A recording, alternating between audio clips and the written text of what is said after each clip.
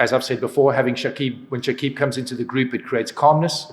It also supplies Shanto with an extra person he can get advice from and a very, very experienced person on the field. So he just brings calm. He's a world-class cricketer. No different to how we prepare for another test match. We don't look back, we look forward.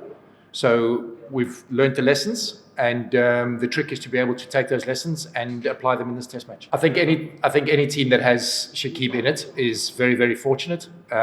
We welcome him back. It's always great to have him in the change room. His energy is very infectious. He has a lot of experience for the guys to learn from, and whenever Shakib is back, he's a giver. So we really enjoy having him around the group.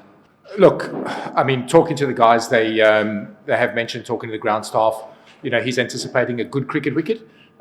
So until both teams bat on it, we won't know what the wicket's like.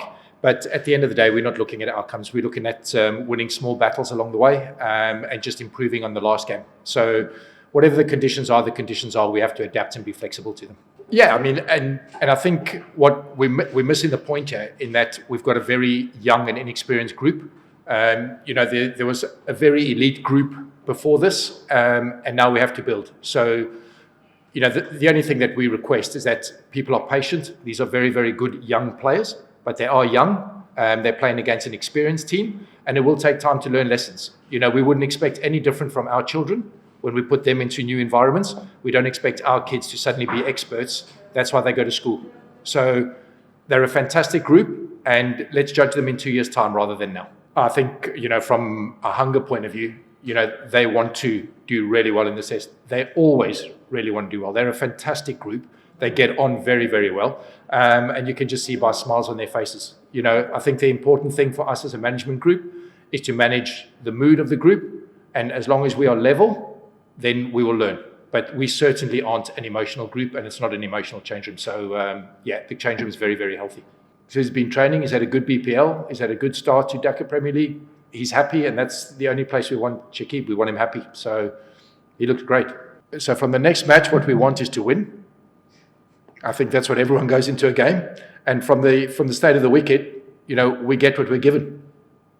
We've got to be able to adapt. Simple.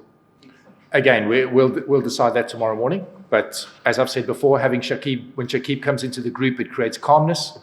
It also supplies Shanto with an extra person he can get advice from and a very, very experienced person on the field. So he just brings calm. He's a world-class cricketer.